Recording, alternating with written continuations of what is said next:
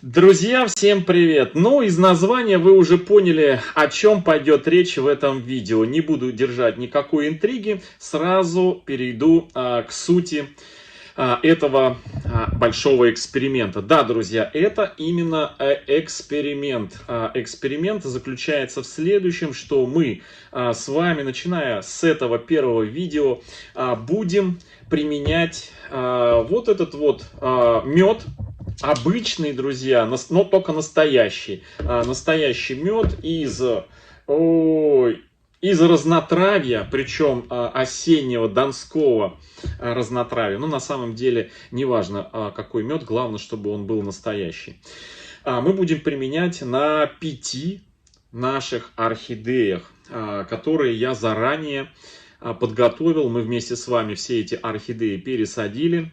И они готовы к сегодняшнему началу эксперимента. Это будет долгоиграющий эксперимент, такой же, как когда-то у нас проходил на канале эксперимент с чесночной водой, где мы одну орхидею обрабатывали специально приготовленной чесночной водой, а вторую мы обрабатывали буйским удобрением. И с разницей в 1-2 недели у нас орхидеи зацвели. То есть чесночная вода тоже имела свои положительные применения на орхидеях. И в том эксперименте мы развенчали миф о том, что чесночная вода очень воняет, что она, ну, в общем, от этой воды поселяются мошки и так далее и тому подобное. Ничего подобного у нас не было, если бы мы не придерживались определенных правил. Все подробно вы можете посмотреть об этом эксперименте про чесночную воду на нашем канале в разделе плейлистов, который так и называется «Чесночная вода для орхидей». Такой, знаете, длиною в год, наверное, был у нас эксперимент. Плюс еще я рассказывал неоднократно в видео о том, как можно применять крапиву, удобрение, подкормку, стимулятор из крапивы. Но в связи с тем, что я живу в регионе, где вообще в шаговой доступности у меня не растет крапива, поэтому от теории к практике мы не перешли. Но сегодня, друзья, на нашем канале это первое видео, которое появится в плейлисте, который точно так же, как и это видео, будет называться «Мед для орхидей». И начиная с этого видео я подробно буду показывать и рассказывать, как мы применяем мед и какие результаты у орхидей на 5 наших орхидеях. Ну что, начнем? Вот, начнем, друзья. Итак, с чего мы начнем? Ну, давайте с того, что я, значит, пока буду готовить раствор из меда, я немножко расскажу о меде. Ну, на самом деле, эту подкормку из меда не я придумал. И даже не те архаманы, которые чуть ранее на своих каналах уже показывали применение этого меда на орхидеях. Эта подкормка давно приидумана нашими дедушками и бабушками. Кто-то ожидал, что у нас эксперимент начнется по применению алоэ, но, друзья, к алоэ мы еще вернемся. Те, кто купил алоэ, пускай стоит, потому что мы чуть позже алоэ начнем, не весною. Это важный момент. В одном из первых видео про алоэ я расскажу, почему мы не весной начали проект применения алоэ. А вот сейчас, когда орхидеи активно начинают расти, когда пришла весна, орхидеи начинают наращивать корешки, начинают наращивать листочки. Очень и очень полезно и нужно давать различные микроэлементы и различную подкормку. И вот сегодня поэтому у нас мед именно в проекте, потому что мед, он на сегодняшний день является, наверное, одним из самых доступных веществ, которые можно купить в магазинах по всему миру. И забегая вперед, хочу сказать, значит, следующее, что у нас на канале был тоже эксперимент, в котором мы обрабатывали наши орхидеечки триходермой. Это такой грибок, который подавляет патогенную среду. И вот в те пакетики с триходермой добавляют сахар. Сахар как благодатная такая среда для прорастания тех спор грибков триходермы, которые находятся в этих пакетиках. Но многие, наверное, замечали, что после применения триходермы орхидеи начинают прекрасно себя чувствовать, начинают жиреть, начинают расти. И именно не потому, что в первую очередь заселили грибок триходерму внутрь, в горшок, в корни орхидеи, а именно потому, что обработали орхидеи дополнительной глюкозой, ну, сахаром, да, тем самым. Вот и мед, друзья, помимо тех микроэлементов полезных, которые в большом количестве находятся в самом меде, здесь еще и присутствует глюкоза, которую просто обожают орхидеи, и эта глюкоза, она имеет, знаете, не последнюю роль в хорошем фотосинтезе, когда орхидея начинает зацветать, активно наращивать корешки, листья, выпускать цветоносы и так далее и тому подобное. В общем, сегодня у нас начало эксперимента по применению меда, друзья. И плюс еще этой подкормки то, что небольшого вот этого количества достаточно внекорневой, именно мы будем сегодня и применять этот мед, некорневую подкормку, то есть не в корне, а опрыскивать растения. Ну, в процессе, как я это буду делать, я немножко буду рассказывать. Значит, взял я воду взял теплую. Почему теплую? Потому что, в общем, и теплее, чтобы эта вода была теплее той комнатной температуры, которая находится вокруг орхидей, которые вы хотите опрыскивать. Почему? Потому что, значит, если на несколько градусов температура выше, мы опрыскиваем орхидеи, то у них очень хорошо начинают открываться устицы, расположенные на нижней части листьев. Ну, вообще, по всему растению, но с нижней части они больше всего находятся у орхидей. Именно поэтому очень хорошо и благодатно влияют горячие души на орхидеях. Ну, просто кто-то решается это делать, кто-то не решается это делать, но эффект применения горячего душа на орхидеях очень-очень заметен. Ну, помимо того, что устицы раскрываются и орхидеи заглатывают большое количество необходимых веществ, и плюс еще горячего душа, то, что смываются разные бактерии, разные нехорошие насекомые, если они попали, этим горячим душем. Температура воды, которую я набрал в этот мерный стаканчик, здесь где-то в районе 34-35 градусов. Вы посмотрите, сразу видите, начинает температура падать. Вот. Здесь у меня в комнате температура 21 сейчас градус. Я как бы предлагаю, друзья, температуру воды опрыскивать в районе 32, не больше 35. На мой взгляд, это оптимальнейшая температура для того, чтобы не навредить растению и максимально сделать пользу. Ну что, на литр воды я беру 1 чайную ложку меда. Ну, вот такую вот. Я вам покажу. Вот так вот. Можно чуть поменьше, много не надо, но вот так вот. 1 чайная ложка. О. Просто мед у меня густой, и в чайную ложку он не расплывается по чайной ложке, но вот так вот, чтобы было понятно. Ну и плюс в такой воде, друзья, мед лучше растворяется. Так, растворяем. С какой периодичностью я буду опрыскивать? Ну, мы вместе с вами будем эту процедуру делать, каждую процедуру. Сегодня у нас 21 марта, начало.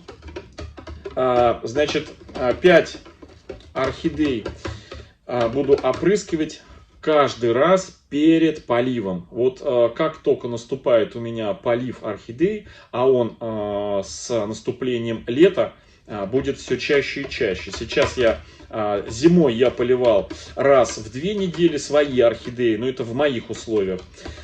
Кто-то это может чаще, кто-то это может реже. Вот, с с приближением лета, когда температура поднимается и освещение с окна все больше и больше солнечного, соответственно, быстрее влага уходит из горшков, быстрее запускается процесс фотосинтеза, потребления воды у орхидей на рост корней, на рост листьев, на рост цветоносов. Соответственно, поливать приходится чаще. И по мере приближения лета полив доходит у меня до 1 раза в неделю. То есть вот с такой частотой. И вот за день-два до полива мы вместе с вами будем опрыскивать орхидеи вот этой вот медовой водой. Все, мед и не более того. И вот я не договорил по поводу триходермы, с сахаром в пакетиках. У нас несколько орхидей обрабатывались триходермой, одну из которых я буквально позавчера, по-моему, показывал, мини Red Lip мультифлорного цветения. Вот он беленький, вот он вот. И еще у нас хорошая орхидея был Шанхай. Мы эти орхидеи 3 года ничем вообще абсолютно не подкармливали, никакими удобрениями, ничем. Лишь только иногда обрабатывали грунт, в котором эти орхидеи росли триходермой. И триходермой обрабатывали, чтобы мох в редлипе и грунт в Шанхае в общем, патогенная среда там не заводилась. Но наличие сахара и глюкозы давало пышное, просто роскошное цветение Шанхая. Те, кто смотрит наш канал давно, те помнят роскошные деревообразные кроны Шанхая и роскошные цветоносы мини вот этого вот редлипа. Это все есть у нас в плейлисте. Плейлист называется Шанхай, орхидеи Шанхай. И плейлист называется орхидея Red Lip. Там тоже мини-орхидеи, уход за фаленопсисами, мини-фаленопсисами. Там про этот Red Lipчик у нас все есть, имеется видео. Но интереснее всего, конечно, Шанхай, в котором мы применяли вот триходерму, и в триходерме в этой от производителя добавляется сахар для того, чтобы триходерма это лучше развивалась.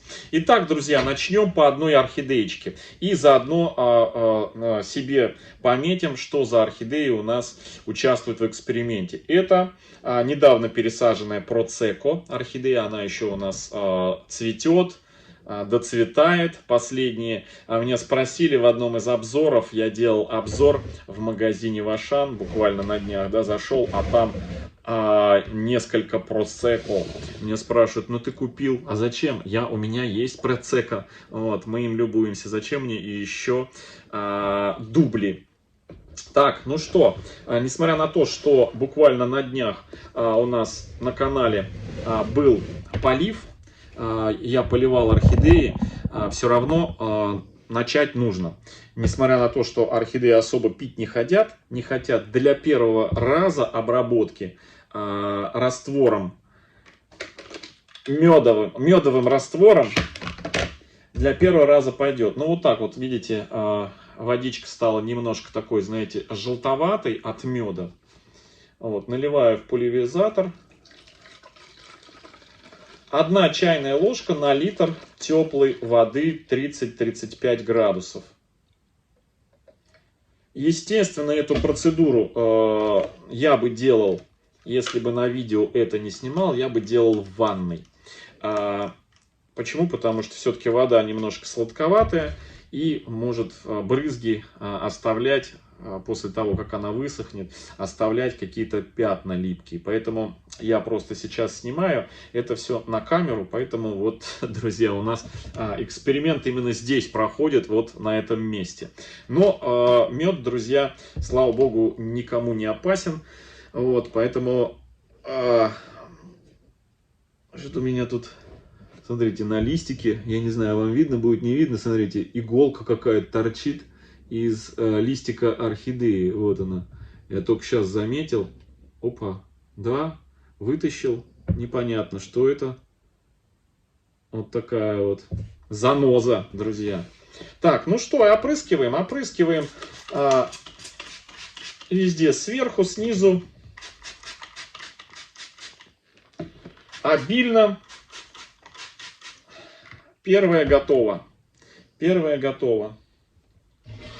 Убираем в сторонку ее. Это у нас была Процеко. Теперь ее сестричка. Ее сестричка Розетта. Розетта, друзья, ароматнейшая легатоподобная орхидея, вторая.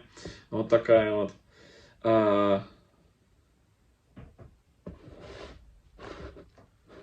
Мы ее сейчас тоже с обратной стороны опрыскаем. Обильно, преобильно. На корни прям. Чем хорош еще раствор? Тем, что можно орхидеи не тусить туда-сюда, не носить, как это, знаете, какими-то удобрениями мы делаем, когда замачиваем. А вот поверху по листу внекорневую подкормочкой опрыскали, и будет счастье орхидеям. Так, это у нас вторая орхидея. Третья, друзья, орхидея. Это наша с вами, друзья, воздушная орхидея, которая 2 года росла у нас без грунта, просто находилась в пустом кашпо. 2 года мы за ней наблюдали, как она себя чувствует. И в позапрошлом году, по-моему, решили прекратить эксперимент над этой орхидеей. А к чему был эксперимент? Потому что орхидеи прекрасно могут расти и без грунта, и прекрасно могут расти кувшинками. То есть 2 орхидеи, помните, у нас на канале были. Одна росла без грунта, а вторая в воде. Просто в воде. Один раз просмотрев орхидею, когда уехал и приехал с отпуска, орхидея успела пустить корень в воду из горшка в кашпо. Ну, мы решили оставить. И за 2 года орхидея нарастила полный горшок корней сочных зеленых прям в воде. Прям в воде. И никуда они ничего не гнили. Это лишь только доказывает то, о чем я периодически говорю, что корни орхидеи, которые проросли в той или иной среде, будут прекрасно себя чувствовать. Нежели когда корни проросли у нас в мхе, и мы вдруг их решили оставить с открытой системой. С большей вероятностью при неправильном поливе и увлажнении они погибнут. Ровно как и наоборот. Если воздушные корни сразу погрузить в плотный влагоемкий грунт, то с большей вероятностью они просто там задохнутся от нехватки аэрации воздуха. То есть вот такая вот история. Корни привыкают к той среде, в которой они вырастают. Поэтому именно при пересадке нужно максимально либо соблюсти те же условия, либо создать после пересадки те же самые условия, которые они были до пересадки, корешки. И это вот орхидея, друзья, у нас третья на обработку медовой водой. Почему еще? Потому что она все время, как мы ее купили, она до сих пор у нас не цвела. Это та самая орхидея папа, которую я называю, было видео на эту тему отдельно. Орхидеи тугодумы, над которыми, что бы ты ни делал, но обязательно найдется та орхидея, которая ничего не хочет. Вот просто ей хорошо, она живет, и все ей ровненько. Вот поэтому мы ее сегодня возьмем и обработаем медом. Вот так вот. Медом. Обильно корни, все ей медом обработаем. Все, ставим ее рядышком. Так, 4-я орхидея, друзья. 4-я орхидея, это уже на нее брызги попадают. Одна из недавних орхидей. Это неизвестная уценочка, друзья. Неизвестная уценочка. Подарок от сотрудника цветочного отдела сетевого магазина. Я уже рассказывал, это Биглип. Биглип нетоварного вида, который не продался, и продавец, сотрудник магазина, являясь подписчицей нашего канала, она, видя, что мы собираем хорошую коллекцию биглипов, этот биглип отнесла на полочки уценочки, припрятала его при случае, чтобы его продать мне. Ну вот, собственно, этот биглип и появился у нас. Он тоже пить не хочет, потому что мы недавно поливали все эти орхидеи, но тем не менее, все равно мы и его обрабатываем обильненько так, со всех сторон. Вот так вот. Естественно, все орхидеи делаем обработку в утренние часы, либо в дневные часы без попадания прямых солнечных лучей, чтобы до... Ну, во-первых, почему не попадание солнечных лучей? Ну, орхидеи не любят прямые солнечные лучи, это во-первых. Во-вторых, прямые солнечные лучи, любой раствор, они, ну, скажем... Состав любого раствора распадается на прямых лучах солнца, поэтому лучше пускай будет дневной свет и будет тепло и много света. Вот так вот, чтобы свет дневной и тепло давали команду орхидеи самой начинать качать воздух. Ой, не воздух, а влагу с корней, с самих листьев. В общем, так это работает у них. Так, ну и вторая, друзья, орхидея, это тоже биглипчик, который мы с вами назвали «Кот в мешке». Одна из зрительниц, узнав меня в магазине, ну вот так я собрал до кучи, да, узнав меня в магазине, решила подарить орхидею, которую ей там, ну, купили или подарили, ну, неважно. У этой орхидеи были порченные корни, но тем не менее мы все равно ее посадили, эту орхидеечку с почищенными корнями, назвали ее «Кот в мешке». Вот. И сегодня тоже мы ее обработаем. Мы ее тоже обработаем, этот биглипчик, вот так вот активно. Все, друзья, вот такие вот 5 орхидей, 2 биглипа, вот они, 2 биглипа, 1 воздушная орхидея, вот она, 1 воздушная орхидея, и 2 орхидеи из, значит, из серии легато подобных. Это Розетта и орхидея Просеко. Вот они. Вот эти все, друзья, 5 орхидей у нас сегодня, 21 марта 2022 года, начинают большой эксперимент по стимуляции подкормкой медовой водой. К чему это приведет, чем это закончится, мы вместе с вами и узнаем. Но я хочу повториться, что мы ожидаем от всех этих орхидей пышное, такое прям, знаете, деревообразное цветение и, самое главное, долгое цветение. Больше ничем мы их не будем подкармливать, мы ничем их не будем удобрять, а вот только каждый раз обрабатывать медовой водой перед поливом, за день-два до полива. Все, друзья, всем хорошего настроения, всем добра, здоровья и до встречи в следующем видео. Всем пока-пока.